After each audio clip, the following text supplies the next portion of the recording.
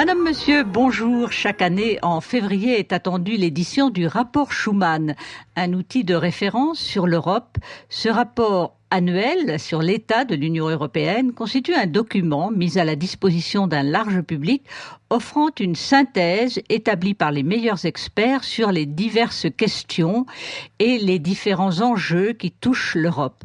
Pour nous présenter ce rapport annuel 2008, qui est unique, il faut le préciser, car il n'a pas d'équivalent dans les autres États de l'Union, j'ai le plaisir de recevoir le président de la Fondation Robert Schuman, Jean-Dominique Giuliani. Monsieur Giuliani, bonjour. Bonjour. Et merci d'avoir répondu à notre invitation. Merci de venir nous présenter l'état de l'Union, une publication qui, j'imagine, mobilise une grande part de l'énergie de la Fondation Robert Schuman. Oui, absolument, tout au long de l'année, et c'est d'ailleurs aussi une synthèse de nos travaux. Pourquoi ce rapport 2008 présente-t-il une importance toute particulière en ce moment ? Parce qu'il fait le point sur les problèmes internes de l'Union européenne qui sont en voie de solution et qu'il se tourne résolument vers le monde qui, à bien des égards, interpelle l'Union européenne tant sur le plan économique, monétaire, que sur le plan de sa sécurité, sur le plan militaire et diplomatique. Et puis nous sommes à la veille à la fois de la ratification du traité de Lisbonne, enfin à la veille pas tout à fait, mais enfin c'est en cours. Et puis nous sommes aussi à la veille de la présidence de la République française au Conseil de l'Union. Oui, à partir du 1er juillet jusqu'au 31 décembre, la France assumera la présidence de l'Union, c'est-à-dire la présidence du Conseil des ministres, mais aussi du Conseil européen, qui rassemble les chefs d'État et de gouvernement. Et c'est donc l'occasion non seulement de veiller au bon fonctionnement, au fonctionnement harmonieux des institutions complexes de l'Union européenne, mais aussi peut-être de mettre une ou deux idées sur la table qui n'étaient pas prévues par l'agenda européen, au demeurant très chargé. Jean-Dominique Giuliani, je disais que ce rapport 2008 offre des analyses originales. Il y a 18 experts qui ont contribué à le rédiger. Qui sont ces experts ? Ce sont des personnalités venues d'horizons très diverses. Il y a des personnalités de tout premier plan, le président de la République française, monsieur Nicolas Sarkozy, ou le Premier ministre et ministre des Finances du Grand-Duché de Luxembourg, monsieur Jean-Claude Juncker, que vous avez reçu par ailleurs. Et correspondant étranger, absolument. Pas correspondant, membre associé étranger. Et qui est aussi le président de l'Eurogroupe, c'est-à-dire des ministres des Finances de la zone euro, et qui fait une analyse extrêmement objective et très approfondie de l'apport de l'euro pour les États membres et les États qui partagent cette monnaie. Pour les autres experts, ce sont des spécialistes dans leur discipline, géographes, politologues, sociologues. Il y a notamment, je crois que c'est une première, une étude du professeur Alain Lancelot, que l'on ne présente pas, ancien membre du Conseil constitutionnel et directeur historique de Sciences Po à Paris, et sur l'état de l'opinion européenne, à travers les eurobaromètres depuis leur fondation, depuis leur création. Il a l'air de trouver qu'on n'en tient pas assez compte de cette opinion européenne d'ailleurs. Oui, il a d'ailleurs raison, et c'est très intéressant de voir sur des séries statistiques aussi longues comment a varié l'opinion publique européenne à l'égard de cet engagement en faveur de l'unification de l'Europe qui reste très fort et qui connaît des variations au gré des situations nationales notamment. Et parmi ces experts, on peut citer tout de même Jacques Delarosière, puisqu'il est membre de l'Académie des sciences morales et politiques et chroniqueur économique et financier sur Canal Académie et qui a participé à cet ouvrage, le rapport Schuman 2008. Vous le disiez, Jean-Dominique Giuliani, il y a, je suppose que c'est exceptionnel, une tribune dans ce rapport Schuman, une tribune de Nicolas Sarkozy, le président de la République. Ce n'est pas habituel dans les rapports, je suppose. Non, l'année dernière, nous avions quand même une tribune de Madame Merkel qui expliquait aussi comment elle voyait la présidence allemande de l'Union européenne, et Dieu sait si elle a été importante, puisqu'elle a permis d'adopter ce traité de Lisbonne. Là, bien sûr, nous avons eu l'honneur d'avoir une tribune du président de la République française qui est extrêmement intéressante parce que, au-delà des articles de presse des commentaires qui sont souvent inspirés plutôt par la politique intérieure, il livre sa conception de la manière dont il entend présider l'Union européenne et qui est tout à fait à l'inverse de ce qu'on peut lire ici ou là, c'est-à-dire qu'il explique ce qui est la base de l'Union européenne, que le compromis. Le compromis, c'est un mot qu'il utilise très souvent dans son texte. Et la règle de fonctionnement de l'Union européenne, alors évidemment, un compromis à 27 est plus difficile qu'un compromis à 6, mais il demeure possible, on le voit tous les jours, et ce compromis n'a rien à voir avec la compromission, c'est seulement l'exercice obligé pour décider ensemble de grandes questions fondamentales concernant l'économie, voire la diplomatie de l'Union européenne. Jean-Dominique Giuliani, vous avez rédigé la préface de ce rapport Schuman 2008 sur l'état de l'Union. Il y a un mot que je relève dans presque tous les chapitres, c'est le mot défi. Est-ce que l'Europe est véritablement obligée maintenant, acculée, à relever de grands défis, et quels sont-ils? Oui, je crois comme tous les grands États du monde ou tous les grands espaces politiques, l'Europe est, à mon avis, interpellée par le monde, c'est-à-dire que tout le monde s'adresse à elle. Bien sûr, dans son voisinage immédiat, tout le monde veut y adhérer, on le voit bien, les Balkans occidentaux, mais aussi l'Ukraine, la Biélorussie, la Moldavie, et même plus loin, jusqu'en Asie mineure, la Turquie et d'autres. Elle est interpellée par un deuxième cercle d'États qui sont un peu plus voisins, mais dont l'économie est totalement dépendante des relations avec l'Union européenne, et j'allais dire l'évolution politique aussi, puisque le modèle européen, basé sur le droit, sur les droits de la personne, sur un corpus juridique assez exceptionnel et protecteur des droits et libertés, est un véritable aimant pour le monde. Je dois dire que, à cet égard, c'est peut-être la plus grande surprise de cette Europe, au bout de 60 ans d'unification, c'est de rester extrêmement attirante. Et troisième cercle plus vaste, on voit que toutes les grandes questions qui interpellent aujourd'hui la communauté internationale, que ce soit la prolifération nucléaire, la pauvreté, l'émergence d'un certain nombre de grands États-continents, questionnent l'Europe, non seulement pour savoir quelles relations établir avec ces différentes zones du monde, mais aussi quel apport l'Europe peut avoir. On voit notamment qu'en matière de développement durable, de lutte contre le réchauffement climatique, l'Europe est à la pointe de la réflexion, de l'action, des décisions et des propositions. Elle était déjà à l'origine du protocole de Kyoto. On voit qu'elle est prête à franchir une deuxième étape. Bien sûr, difficile à suivre pour des pays comme la Chine, mais aussi pour les États-Unis, puisqu'il faut, amputer un peu de nos ressources économiques pour assurer un développement harmonieux de la planète. Alors, sur tous ces sujets-là, l'Europe est beaucoup plus en pointe qu'il n'y paraît. Non seulement parce que elle y réfléchit activement, mais parce que ses politiques communes sont très audacieuses. En matière d'environnement, c'est évident. En matière de droits individuels et collectifs, ça commence à devenir une vraie différence avec tous les autres ensembles politiques de la planète. Alors il y a tout de même aussi des défis très concrets à relever, et ils constituent la première partie de cet ouvrage, les défis internes de l'Europe, l'euro, le budget et la ratification du traité de Lisbonne. Alors l'euro, c'est justement monsieur Jean-Claude Juncker qui a rédigé le chapitre consacré à l'euro.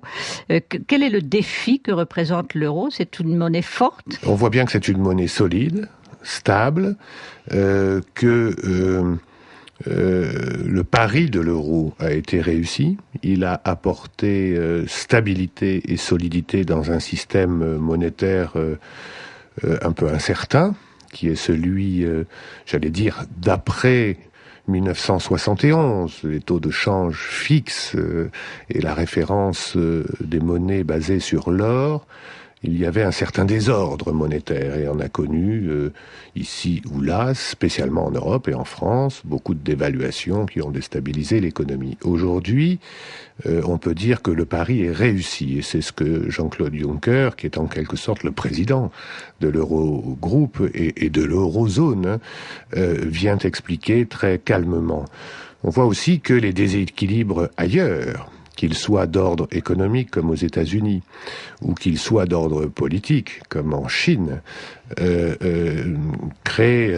ont des influences sur les monnaies respectives de ces États, qui elles, au contraire, baissent ou restent faibles artificiellement. Et que ce n'est pas sans poser toute une série de questions. Et la première, c'est quel ordre monétaire pour ce nouveau monde émergent ?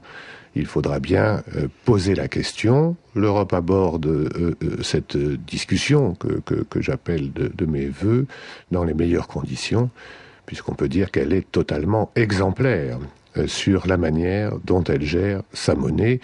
Vous savez qu'en France, il y a eu quelques débats sur l'euro fort. Je dis ça entre guillemets.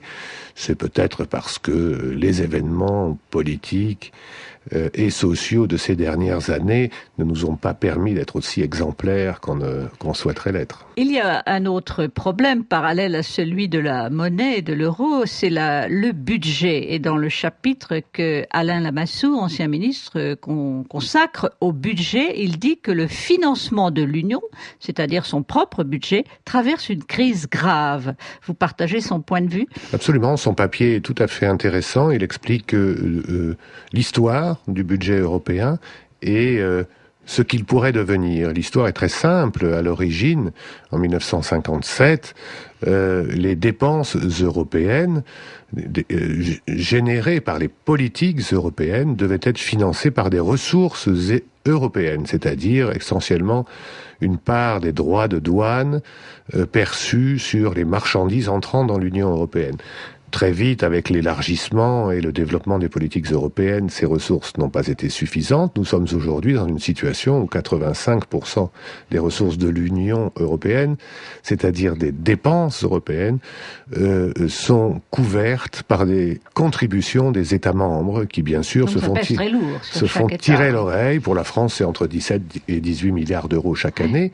Et donc, les États membres ne veulent pas augmenter le budget qui est aujourd'hui d'environ 0,98%, moins de 1% de la richesse européenne. Donc il faut revenir au principe d'origine, de changer le mode des investissements. Donc ce que propose Alain Lamassoure, qui a fait un énorme travail au Parlement européen et avec les parlements nationaux sur ce sujet-là, c'est de trouver des recettes certaines qui permettent, par exemple, de développer une politique de recherche, une politique en faveur de la mobilité des jeunes, par exemple, dans l'éducation, au niveau qu'il convient pour l'Europe, c'est-à-dire augmenter le budget sans créer d'impôts nouveaux, mais en affectant une part de recettes certaines directement à l'Union européenne sans passer par les États membres. C'est une réflexion qui est en cours au Parlement européen et qui figure à l'agenda européen pour la fin de cette année 2008 qui commencera donc sous présidence française.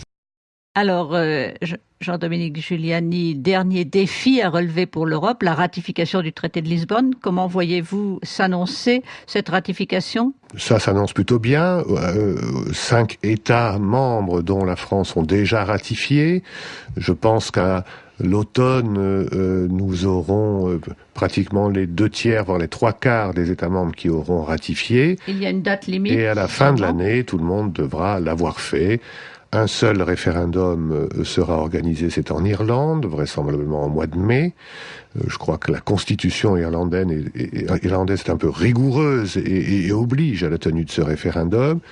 Il n'y a pas lieu de s'inquiéter outre mesure, même s'il faut rester prudent, dans la mesure où tous les États membres ont déclaré vouloir ratifier ce traité de Lisbonne, qui n'est plus la Constitution et ne pose pas des problèmes de principe qui pouvaient gêner tel ou tel, mais qui reste nécessaire en modifiant et en rendant plus efficace le fonctionnement des institutions européennes.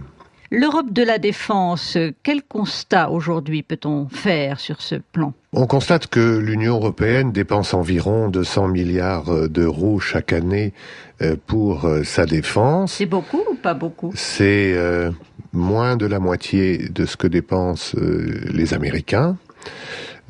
Et que ces dépenses sont essentiellement utilisées sur un mode national, alors que l'Union européenne souhaite développer des opérations conjointes, essentiellement de maintien de la paix, en matière humanitaire, voire, comme au Tchad, pour s'interposer et protéger des populations, mais aussi, elle doit se préparer éventuellement pour ne pas avoir à l'utiliser, à être capable de faire la guerre. Oui, et de protéger ses propres frontières aussi, ses propres États. Et de protéger ses propres frontières. Alors, l'Union européenne n'est pas du tout profilée ou disposée, même intellectuellement, à remplir toutes ses obligations. D'abord parce que le passé de l'Europe pèse extrêmement lourd. L'Union européenne, l'unification de l'Europe, c'est le contraire de la guerre. C'est au contraire, c'est la paix, c'est le règlement des différends de manière pacifique et par le droit. Et donc, c'est quelque chose que les opinions publiques portent fortement dans leur tête et dans leur cœur, et on ne peut pas leur en vouloir. En revanche, que nous ayons besoin d'instruments militaires, c'est-à-dire à la fois d'une industrie militaire, mais aussi de capacités pour au moins protéger le territoire européen, qui est l'un des plus riches du monde désormais, c'est une évidence qui commence à apparaître aux yeux de tout le monde, notamment en matière de lutte contre le terrorisme, de simples missions de sécurité, et bien sûr aussi de missions de projection militaire. Pour cela, un certain nombre d'initiatives sont déjà en cours. J'ai fait le calcul, il y a pratiquement plus de 22 opérations militaires extérieures qui impliquent à un titre ou à un autre un État membre de l'Union européenne, et ceci énorme, dans le monde entier. C'est très important. L'Union aurait tout intérêt à mieux coordonner cela. Ça veut dire des outils de planification, un état-major. Ça veut dire des capacités militaires communes. Il y en a. Il y a l'Eurocorps, il y a la brigade franco-allemande, il y a désormais une gendarmerie européenne. Mais on le voit bien dans les Balkans, nous avons encore besoin, lorsque nous devons nous interposer ou nous faire respecter, essentiellement faire respecter le droit la plupart du temps, nous avons encore besoin du grand allié américain. Et, vous trouvez que les relations avec les États-Unis auraient besoin d'être accentuées ? Je pense que l'Europe doit montrer sa capacité à agir et à réagir toute seule, même si au sein de l'Alliance Atlantique, un certain nombre de ces tâches peuvent être accomplies en commun. C'est une question essentielle pour l'existence politique de l'Europe sur la scène internationale que de pouvoir démontrer une volonté et une capacité d'action militaire. C'est l'objet de l'étude que j'ai développée, qui implique un certain nombre de décisions sur le plan économique, pour à la fois protéger et développer notre industrie de défense, qui aujourd'hui, en matière technologique, n'est plus vraiment différente de l'industrie civile, et donc rayonne sur l'ensemble de l'économie et diffuse ces technologies sur l'ensemble de l'économie. Et puis aussi en matière de décision politique, je crois, contrairement à beaucoup, que c'est par l'Europe de la défense que se créera une vraie diplomatie européenne. Vous pensez que c'est au fond la nécessité qui fait loi, c'est-à-dire c'est parce qu'on va être confronté à des engagements à prendre qu'il va falloir qu'on soit tous ensemble. Depuis le début, c'est comme ça que marche l'Union européenne. Jean Monnet l'avait théorisé en disant l'Europe avance sous l'empire de la nécessité. Voilà, absolument. Donc ça reste en effet une chose importante. Néanmoins, il faudra peut-être convaincre aussi l'opinion publique qui n'est peut-être pas convaincu de la nécessité d'une défense et d'un équipement commun et d'une politique commune? Vous pensez qu'elle est assez préparée, cette opinion publique? L'opinion publique européenne, à la fois, est très favorable à la mise en commun des ressources de tous les États membres en matière de défense et à la fois assez réticente, on le voit, sur l'augmentation des dépenses militaires. Donc, la voie européenne, c'est vraisemblablement d'essayer de faire davantage de choses ensemble avant d'envisager d'en faire plus. Et puis en plus, il y a ceux qui critiquent en disant que la majorité des pays européens étant engagés au sein de l'OTAN, ça ferait doublon en quelque sorte. Oui, absolument.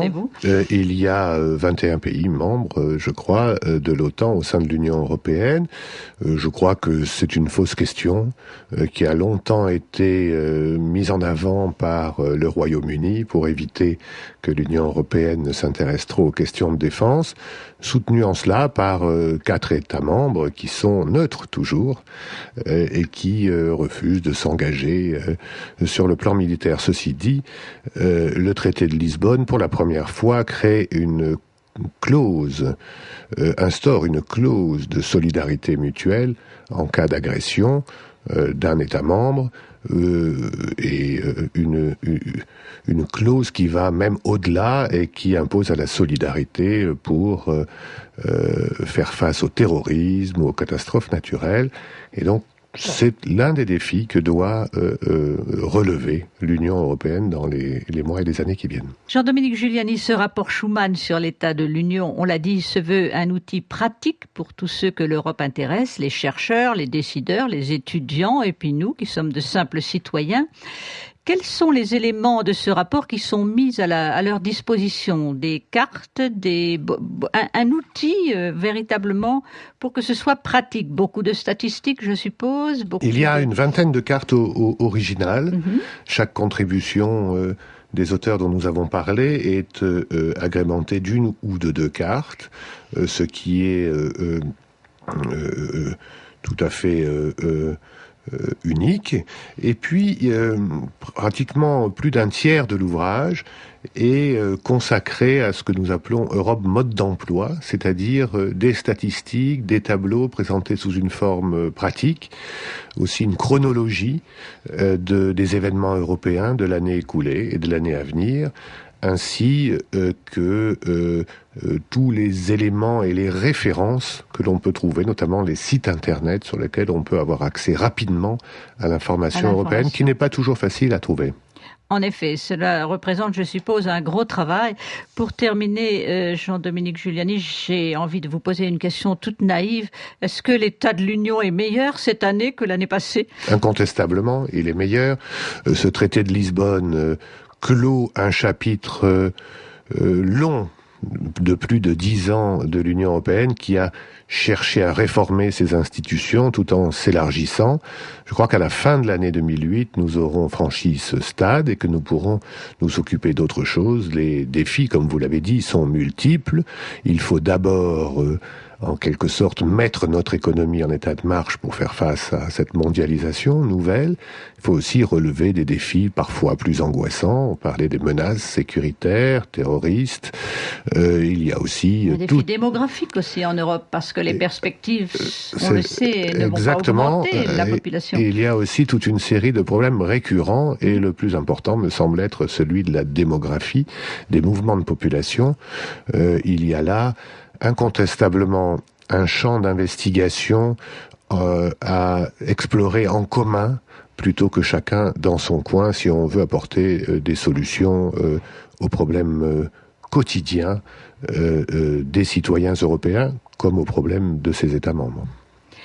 Terminons en disant que l'état de l'Union a été rédigé sous la direction de Thierry Chopin, qui est directeur des études à la Fondation Robert Schuman, et Michel Fouché, professeur et diplomate, conseiller pour les affaires étrangères au sein de cette Fondation Robert Schuman. Donc, le rapport de l'Union, rapport Schuman 2008 sur l'Europe, est une publication de la Fondation Robert Schuman aux éditions Ligne de repère, et vous pouvez consulter le dossier thématique de cet ouvrage sur le site internet www.ligne-de-repère avec des tirets et tout au pluriel.com. Cet ouvrage est aussi disponible dans les librairies. Et bien sûr, vous pouvez consulter le site de la Fondation Robert Schuman, www.robert-schuman.eu. Et on peut aussi recevoir la lettre électronique de la Fondation qui est publiée en 5 langues, qui elle aussi doit exiger sans doute beaucoup de travail. Et qui est gratuite. Merci Jean-Dominique Giuliani de nous avoir éclairé sur ce rapport Schuman. Alors on peut vous donner rendez-vous pour l'année prochaine puisqu'il est annuel. Absolument. Alors à l'année prochaine. Et donc nous verrons si nous avons bien prévu. Bien progressé en tout cas, espérons-le. Merci infiniment. Merci.